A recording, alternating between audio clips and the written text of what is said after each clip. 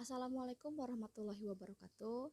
Perkenalkan, nama saya Kemala Putri Hadiati dengan nomor peserta 37049, peserta Bimbingan Teknis Kepala Laboratorium Sekolah Gelombang 37.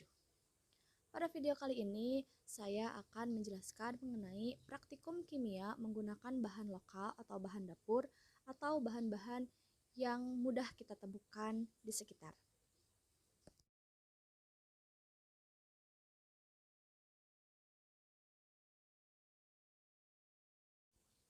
Nah, pada percobaan pertama, kita akan menguji kandungan pada beras atau pada karbohidrat itu terdapat amilum. Nah, alat dan bahan yang akan kita gunakan, yang pertama ada beras, lalu ada betadin, yang ketiga ada vitamin C yang sudah dilarutkan, jadi seperti ini. Serta yang terakhir kita akan menggunakan sendok. Setelah alat bahannya terkumpul, kita akan mulai dengan teteskan betadin ke dalam beras.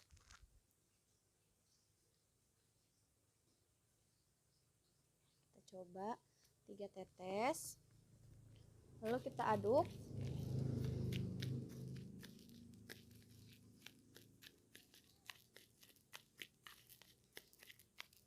Kita tambahkan sedikit betadinnya.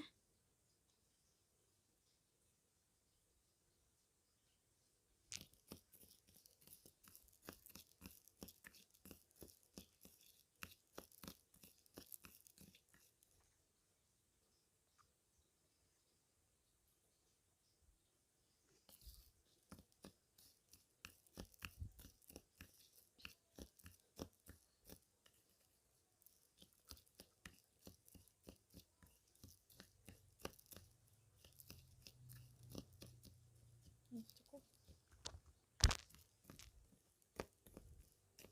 Nah, kita bisa lihat tadi perbedaan dari beras yang awalnya berwarna putih menjadi berwarna hitam ya, agak sedikit hitam ungu menuju ungu hitam. Nah, oke. Perubahan warna ini menunjukkan bahwa terdapat amilum yang berada di dalam beras atau di dalam karbohidrat. Hal ini dibuktikan dengan perubahan menjadi warna ungu dari adanya reaksi dengan iodin. Selanjutnya kita akan mencoba mengembalikan warna beras yang ungu ini menjadi seperti sedia kala atau menjadi putih kembali, yaitu dengan menambahkan larutan vitamin C. Tambahkan sedikit saja, kurang lebih 1 sendok. Nah, ini kita aduk. Setelah kita aduk, dapat kita lihat ya, warnanya kembali menjadi putih seperti sedia kala.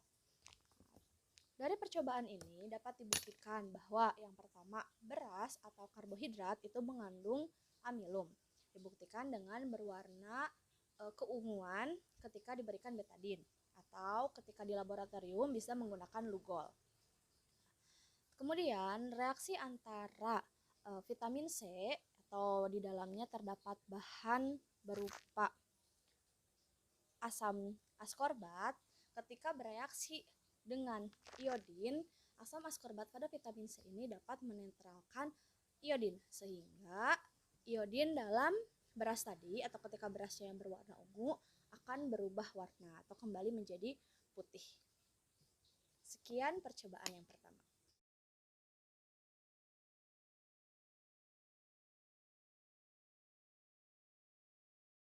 Nah, sekarang kita akan mulai ke praktikum yang kedua, yaitu membuat CO2.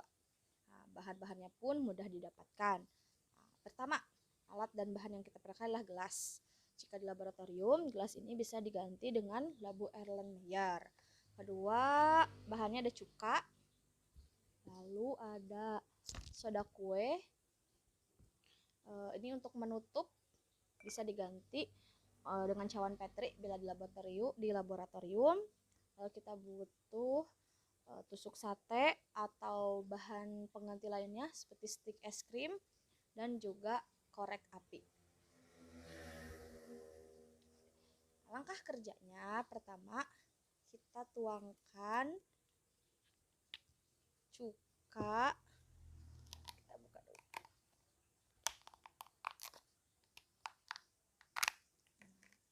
Kita tuangkan cuka ke dalam gelas. Nah, kita tuangkan cuka ke dalam gelas.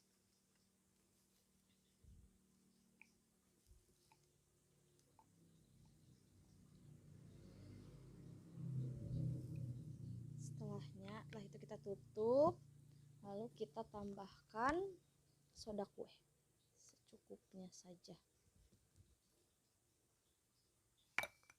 Nah, kita tutup agar gasnya tidak hilang.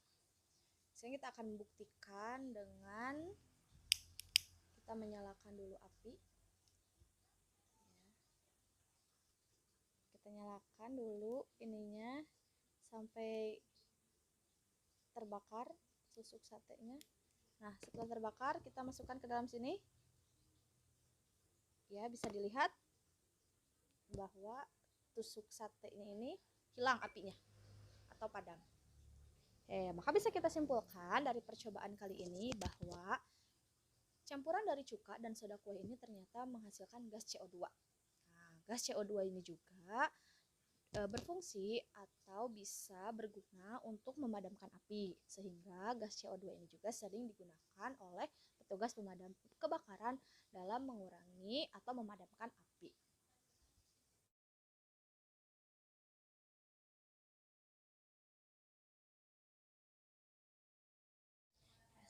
Sekarang kita akan masuk ke praktikum yang ketiga, yaitu reaksi redoks, yaitu pada penurunan bilangan oksidasi mangan. Nah, kita akan melihat penurunan bilangan oksidasi dibuktikan dari adanya perbedaan warna. Bahan dan alat yang akan kita butuhkan, yang pertama kita membutuhkan gelas. Di sini saya memakai 4 gelas. Lalu ada mangan dalam bentuk PK seperti ini. Lalu kita butuh vitamin C dan kita butuh betadin. Nah, langkah pertama kita larutkan PK ke dalam air. Masukkan air, lalu kita masukkan PK secukupnya.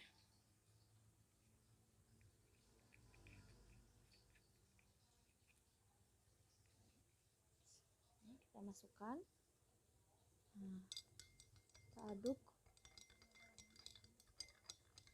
Bisa dilihat ya warnanya berubah menjadi ungu. Nah, kita tuangkan larutan PK ini ke dalam 3 gelas yang sudah disediakan.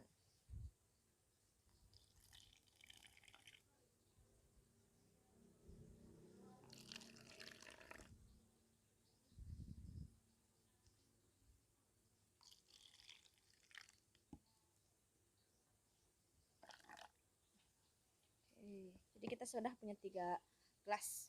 Nah, pada gelas pertama yang ini kita tidak akan beri perlakuan apapun atau kita tidak akan tambahkan apapun. Pada gelas kedua kita akan menambahkan vitamin C yang sudah dilarutkan. Kita akan tambahkan, masukkan. Kita nanti akan tunggu perubahan yang terjadi.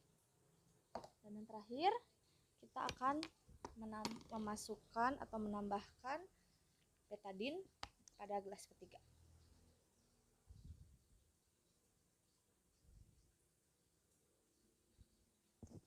Oke, kita aduk. Kita lihat perubahan yang terjadi pada ketiga gelas ini. Ya, berikut hasil percobaan yang kita bisa amati. Ini yang pertama, gelas pertama ini yaitu gelas yang tidak diberi perlakuan apapun. Jadi masih larutan PK yang baru ditambahkan air. Bisa kita lihat warnanya ke warna ungu. Selanjutnya ini gelas yang kedua yang ditambahkan vitamin C. Nah, ini warnanya berubah menjadi kuning. Dan yang terakhir ini ditambahkan dengan betadin, warnanya menjadi coklat. Perubahan warna ini juga membuktikan bahwa terjadi reaksi redoks, yaitu penurunan bilangan oksidasi pada mangan. Pada larutan pertama atau gelas pertama, bilangan oksidasinya itu plus 7 ketika tidak diberikan perlakuan apapun. Terus untuk pada gelas ketiga, setelah diberikan betadin, ditambahkan betadin, bilangan oksidasinya turun menjadi plus 4. Dan yang terakhir pada larutan ketiga, pada gelas yang kedua ini, ketika sudah ditambahkan vitamin C, ini bilangan oksidasinya menjadi positif 2. Jadi percobaan kali ini berhasil membuktikan bahwa terjadinya penurunan oksidasi pada mangan dibuktikan dengan adanya perbedaan warna. Sekian praktikum kimia dengan bahan lokal atau bahan dapur. Semoga dapat bermanfaat bagi yang menyaksikan. Terima kasih. Wassalamualaikum warahmatullahi wabarakatuh.